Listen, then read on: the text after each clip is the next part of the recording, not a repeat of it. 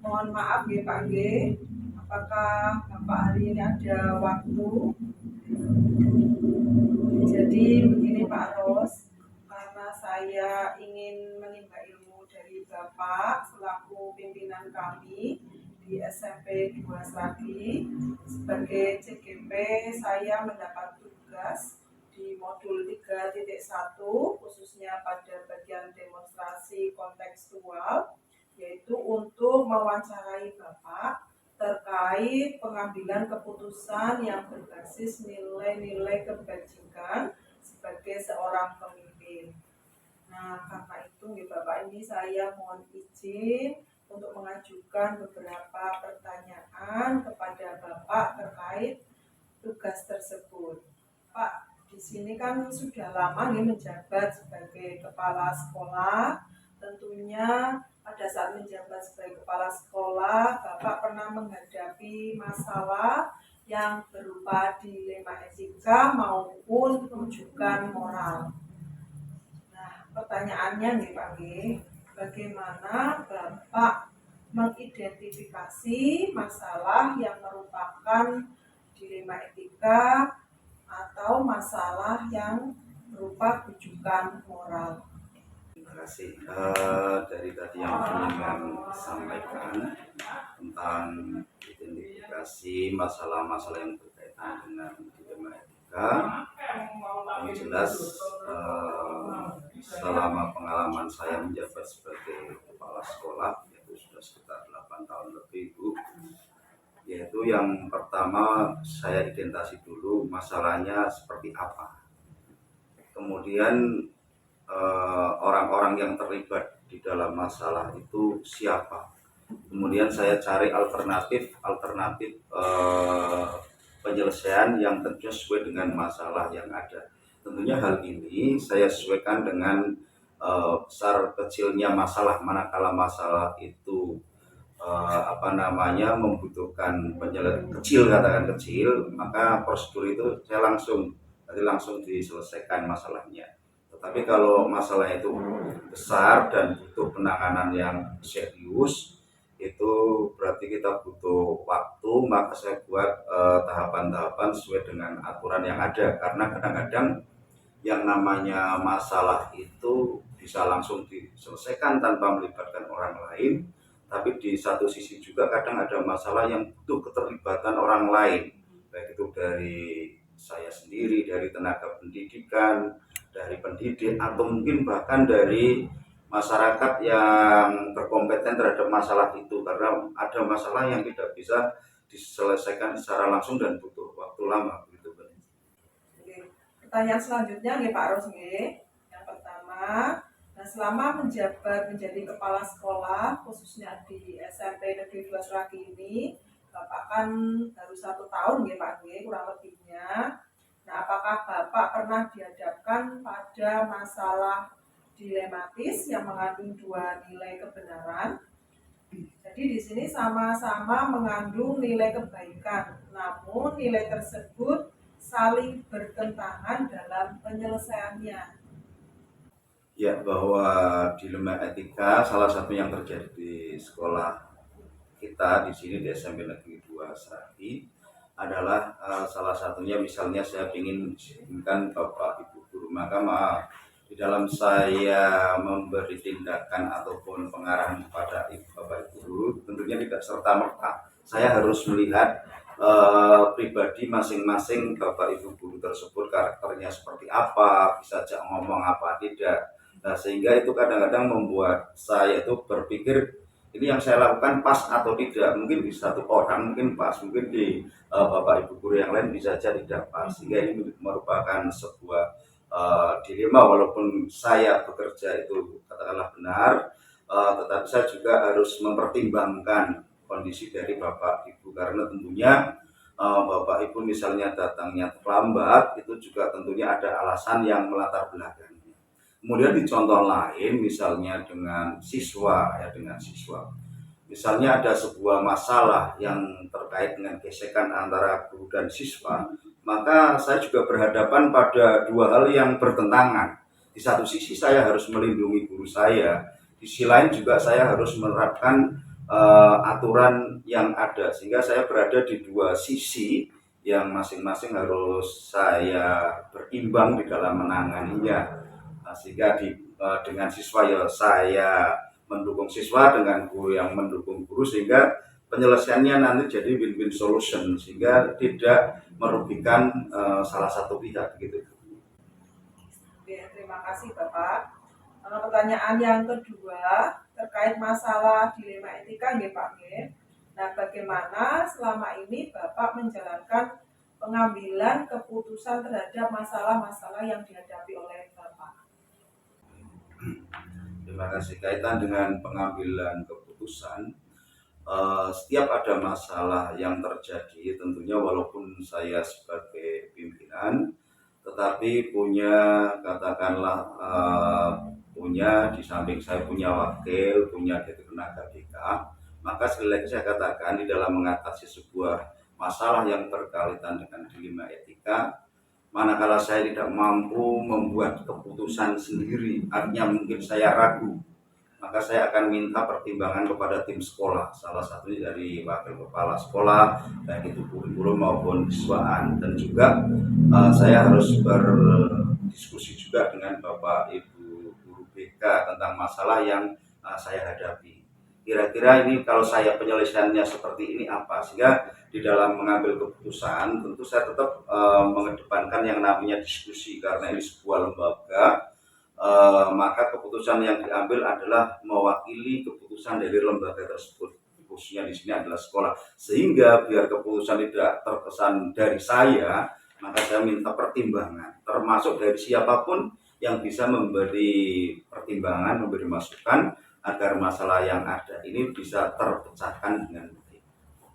Bapak, untuk pertanyaan keempat nggih Pak nggih.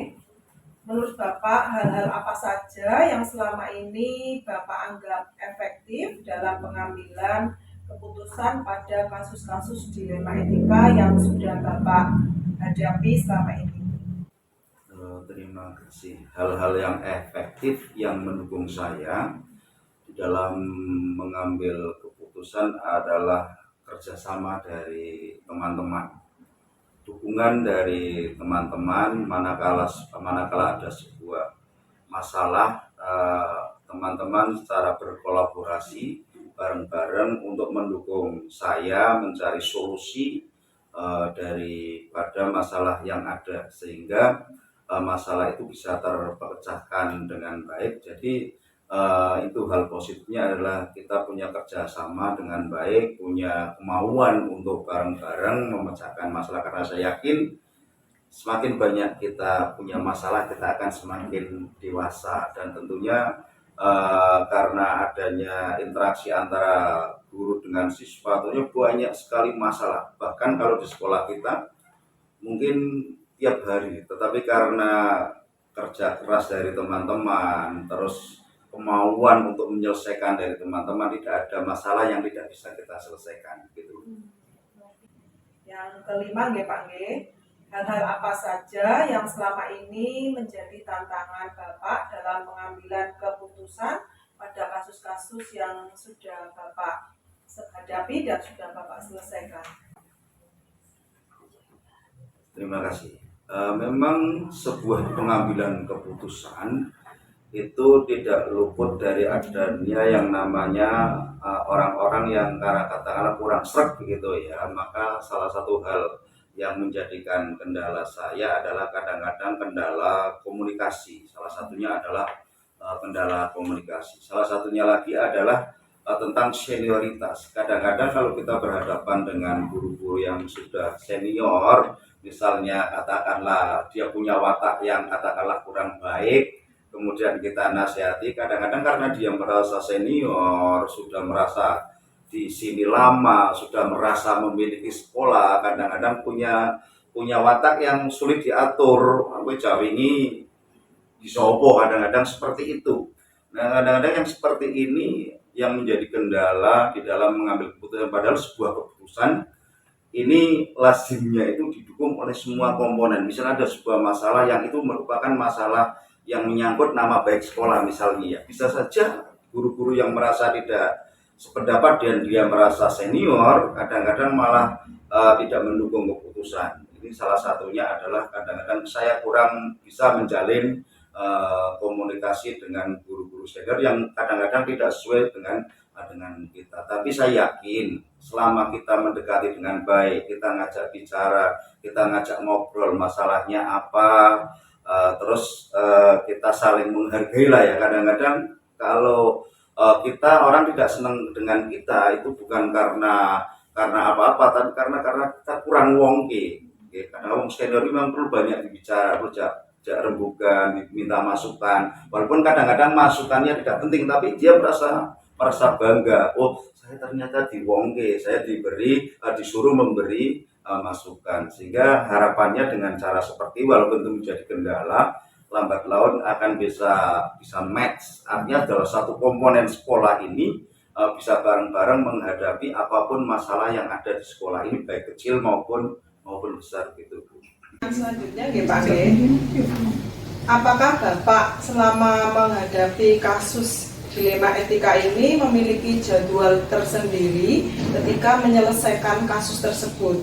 Kemudian apakah langsung diselesaikan pada saat itu juga? Terima kasih. Kaitan dengan jadwal itu secara khusus memang saya tidak memiliki, karena itu juga terlihat kasuistis ya, melihat kasusnya. Manakala kasusnya itu kecil dan itu bisa kita selesaikan, ya udah langsung selesaikan.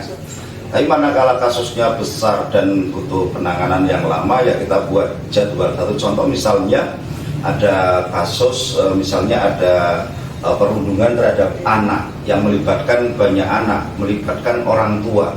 Maka saya harus membuat schedule kapan saya, ini tentunya bekerja sama dengan pihak BK ya, karena ini masalah dengan anak, tapi tentu terus dengan dari pemantauan saya. Ini tentunya harus dijadwal, saya kapan harus ketemu dengan anak, meminta keterangan dari anak, kapan harus mengundang orang tua, itu harus diatur. Demikian juga manakala terjadi deadlock, tidak ada kata sepakat antara yang bertikai antara anak dengan anak atau anak dengan orang tua, maka saya juga bisa memanfaatkan pihak ketiga. Contohnya misalnya dari pihak dinas pendidikan.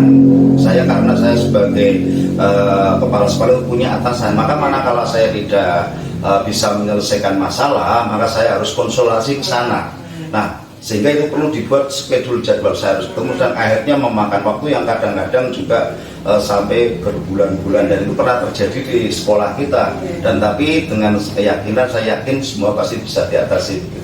Nanti jadwal khusus itu tidak ada ya Pak? Cuma secara secara terjadwal tidak ada. Jadi lihat kasusnya. Kalau kasusnya butuh dijadwal, jadwalnya hanya ya tidak ada hitam di atas putih. Tapi ini secara secara otomatis. Saya besok harus ketemu ini, besoknya lagi harus ketemu ini. Saya besok harus mengumpulkan jadi satu biar bisa masalahnya selesai, biar bisa memuaskan semuanya. Berarti itu ya Pak ya, tergantung kasus yang dihadapi. Pertanyaan terakhir ya Pak G.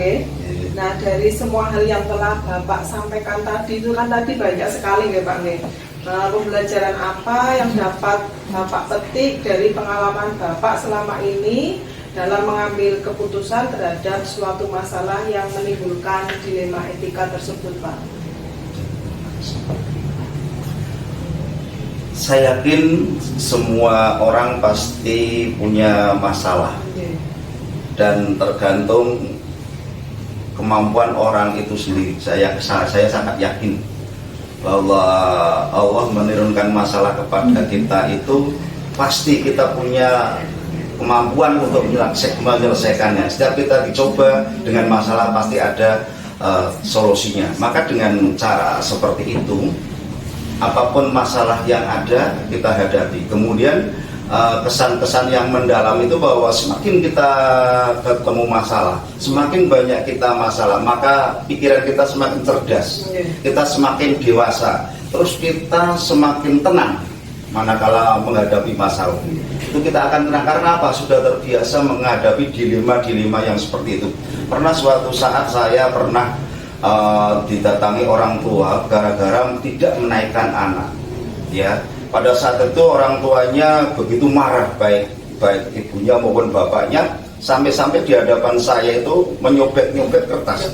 Tapi saya berusaha untuk tenang, saya tidak boleh meladeni model yang seperti ini, walaupun apapun saya harus sabar. Nah, dari seperti itu, semakin banyak kita menemukan masalah, artinya kita itu menjadi siap, apapun masalahnya kita hadapi, dan keyakinan kita setiap masalah pasti ada penyelesaiannya gitu. Jadi setiap kasus yang Bapak hadapi ini sebagai pembelajaran hidup ya Pak, supaya kita lebih dewasa dan lebih bijaksana dalam menghadapinya. Baik ya Bapak D, sebelum saya ini selesai, jadi saya menyimpulkan dari wawancara atau pembelajaran dari Pak Ros ini, saya menyimpulkan bahwa satu, Bapak sangat bijaksana dalam mengambil keputusan pada saat menghadapi kasus-kasus dilema etika, dan pada saat itu juga Bapak juga menghadapinya dengan tenang serta sabar sehingga bisa menyelesaikan dan mengambil keputusan tersebut dengan tepat. Yang ketiga, Bapak berkolaborasi dengan pihak-pihak terkait yang berhubungan dengan masalah dilema etika yang Bapak hadapi, sehingga nanti penyelesaiannya juga akan lebih tepat sehingga tidak merugikan dari pihak manapun. Kemudian untuk jadwalnya, jadwal khusus dalam penyelesaian kasus dilema etika yang Bapak hadapi ini juga tidak ada jadwal khusus ya Pak G. Itu tergantung bobot permasalahan yang Bapak hadapi. Jadi kalau masalahnya itu ringan dan bisa langsung diselesaikan di tempat itu juga akan Bapak selesaikan. Kemudian kalau masalahnya itu berat dan melibatkan berbagai pihak terkait yang memang butuh kolaborasi yang lebih banyak, maka Bapak biasanya akan membuat jadwal-jadwal, tetapi jadwal tersebut tidak khusus dipanggil. Jadi tidak khusus ini harus seperti ini, jadwalnya bisa disesuaikan dengan situasi dan kondisinya. Kemudian yang terakhir nih Pak, kesimpulannya bahwa dari pengalaman-pengalaman Bapak yang menghadapi kasus tersebut, Bapak akan menjadi pengalaman atau pembelajaran hidup Bapak sehingga Bapak lebih tenang dalam menghadapi masalah yang dihadapi oleh Bapak, dan Bapak akhirnya lebih bijaksana dan lebih dewasa dalam menyelesaikan atau mengambil keputusan tersebut. Matur nuwun sangat nih Bapak, saya sudah diberi kesempatan untuk belajar dan menimba ilmu dari Bapak, sehingga kalau saya menghadapi situasi yang berhadapan dengan dilema etika ini, saya bisa lebih dengan tenang, dengan sabar seperti yang Bapak lakukan ini. Terima kasih banyak Pak Ros atas waktu dan kesediaannya menjadi narasumber kami dalam menyelesaikan tugas demonstrasi kontekstual dalam pendidikan guru penggerak ini Pak. Jadi atas waktu dan kesempatannya sekali lagi saya ucapkan terima kasih. Sama-sama. Saya mohon pamit dulu Pak Nge. Semoga sukses selalu ya. Amin. Amin. Assalamualaikum warahmatullahi wabarakatuh. Waalaikumsalam warahmatullahi wabarakatuh.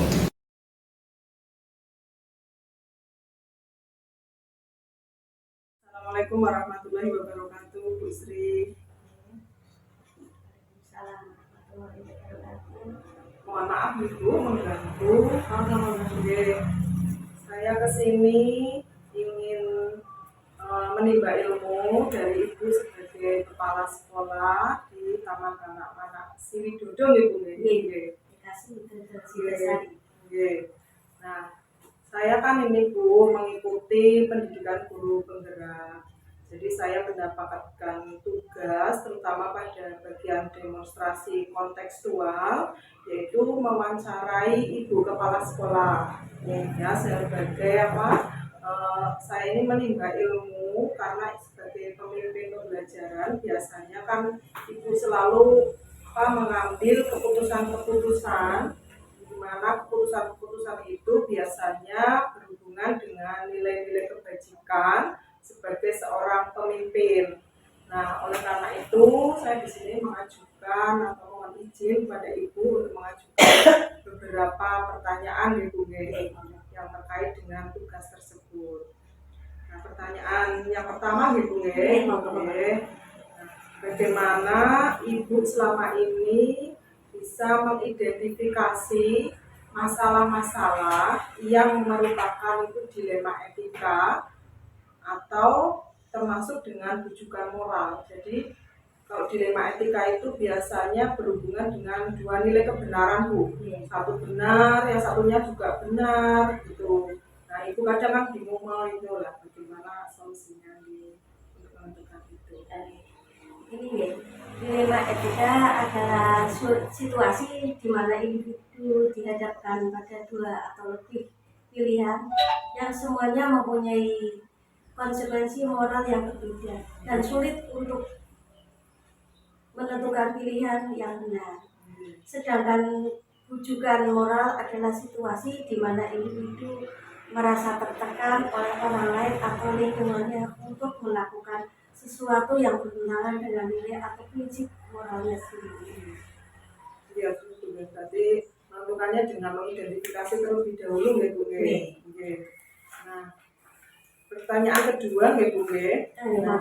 Selama menjabat menjadi kepala sekolah, Ibu memiliki modalmu, ya Bu. Nah, apakah Ibu pernah dihadapkan pada masalah dilematis yang mengandung dua nilai kebenaran, sama-sama mengandung nilai kebajikan atau kebaikan, namun nilai tersebut saling bertentangan Bu dalam penyelesaiannya?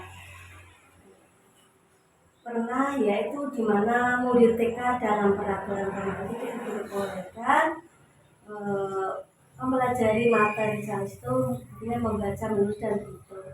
Akan tetapi orang tua murid sangat berkeinginan agar anak-anaknya belajar Calistung, sehingga nantinya kalau diharapkan anaknya sudah bisa Calistung, dan itu menjadi dilema bagi kami karena guru-guru taman kanak-kanak di satu sisi harus mengikuti peraturan pemerintah, di sisi lain kami harus bisa memenuhi keinginan orang tua dan murid. Tapi biasanya kalau Calistung itu kan membebani anak-anak, ya Bu. Jadi biasanya ada solusi tertentu. Matur nuwun Ibu. Kemudian untuk pertanyaan ketiga, Bu, terkait masalah dilema etika itu tadi, ya Bu, peraturan pemerintah kan melarang pemberian pembelajaran Calistung, tetapi orang tuanya kan menginginkan. Bagaimana Ibu selama ini menjalankan pengambilan keputusan terhadap masalah yang Ibu hadapi tersebut?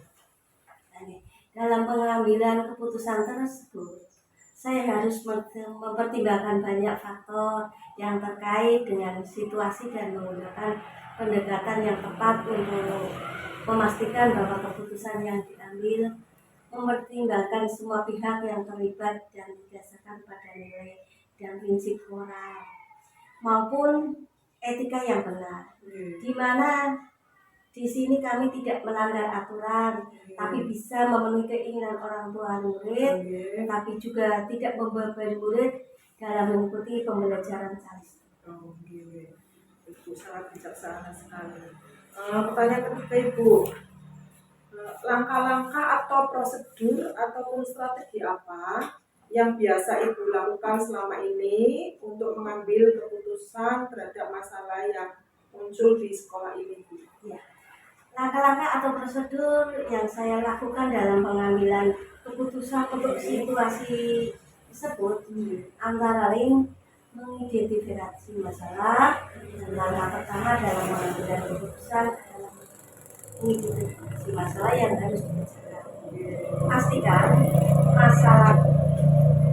masalah tersebut jelas dan memiliki pengaruh pada siswa, guru atau sekolah secara keseluruhan.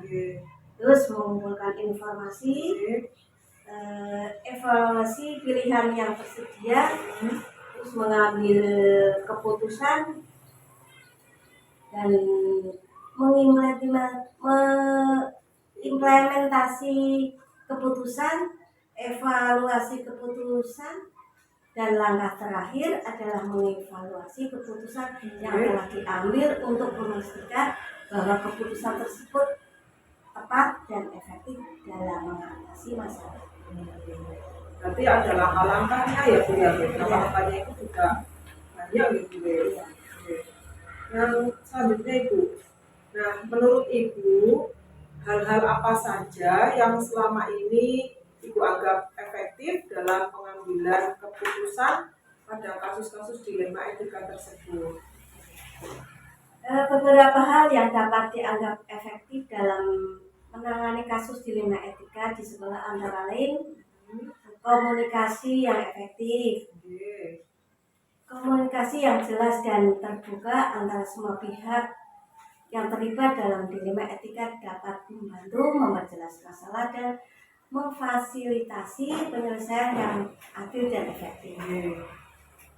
Kolaborasi itu melibatkan semua pihak yang terlibat dalam proses pengambilan keputusan dapat membantu menemukan solusi yang paling baik untuk semua pihak yang terlibat.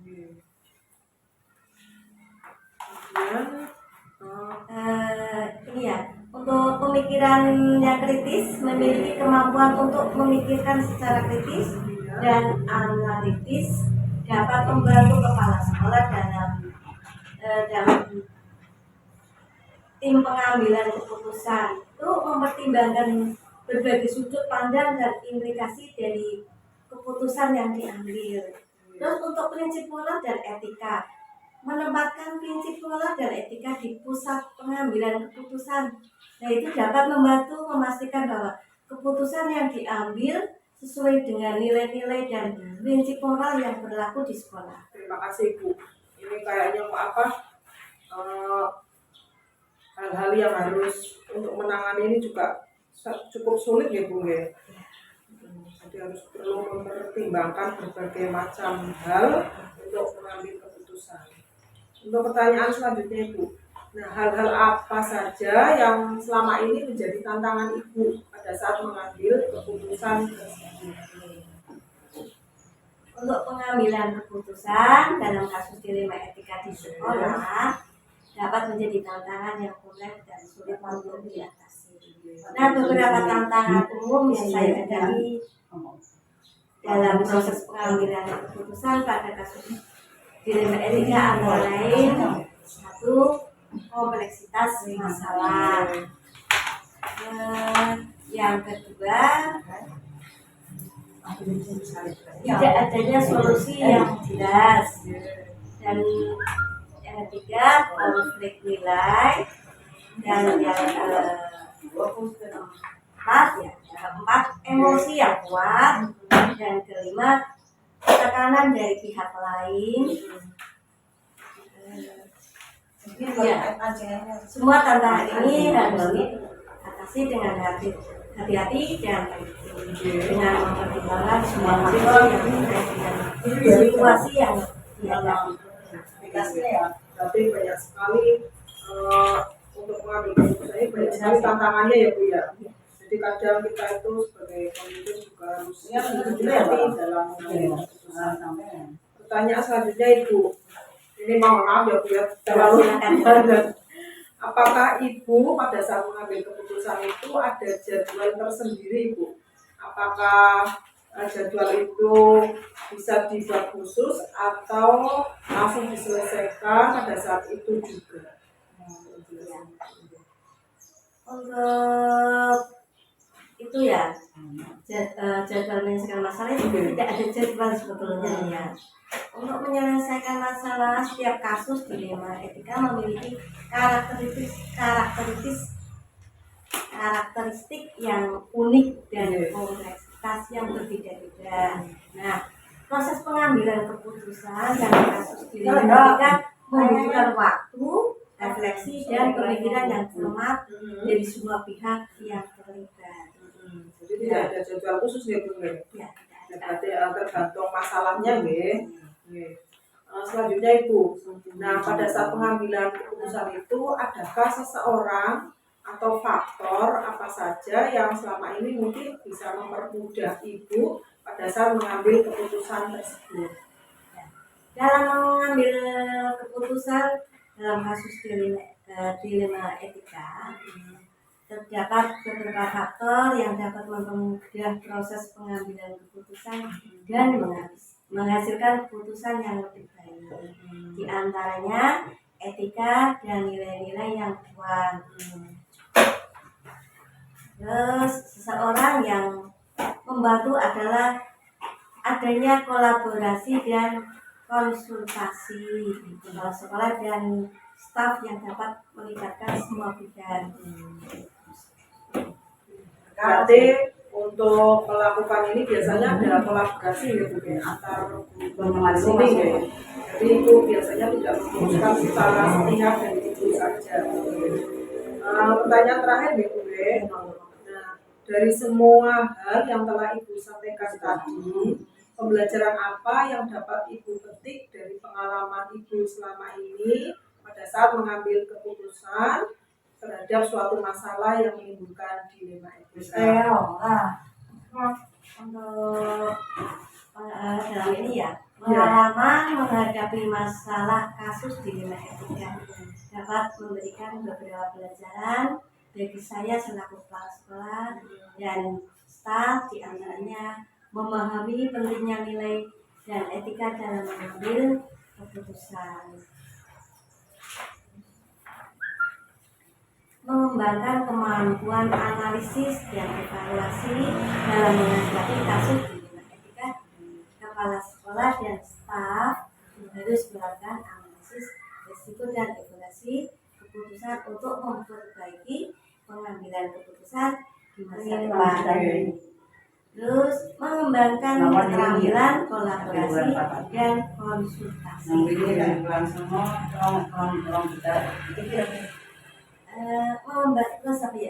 Mengembangkan kemampuan mengelola konflik. Saya dalam menghadapi kasus dilema etika.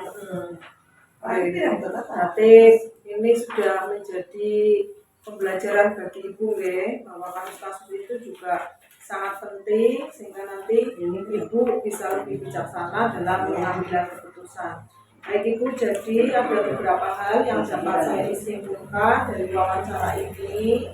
Yang pertama, bahwa pada saat Ibu menghadapi kasus dilema etika, pertama pembelajarannya ya, Ibu mengambil langkah-langkah, harus berkolaborasi dengan rekan sejawat atau staf yang terlibat, sehingga nanti dalam pengambilan keputusan itu tidak memberikan dari kepentingan. Kemudian yang kedua, Ibu menjadi lebih bijaksana pada saat menghadapi kasus-kasus tersebut, dan itu juga menjadi pembelajaran Ibu supaya Ibu nantinya itu memahami betapa pentingnya nilai dan etika dalam pengambilan keputusan. Baik Ibu, terima kasih atas waktu dan kesediaannya menjadi narasumber saya dalam menyelesaikan tugas pendidikan guru pemberani Ibu. Baik Ibu, saya mohon izin, mohon pamit dulu. Semoga kegiatan yang Ibu lakukan bisa berjalan lancar. Amin. Semoga sukses. Amin. Terima kasih Bu. Assalamualaikum warahmatullahi wabarakatuh.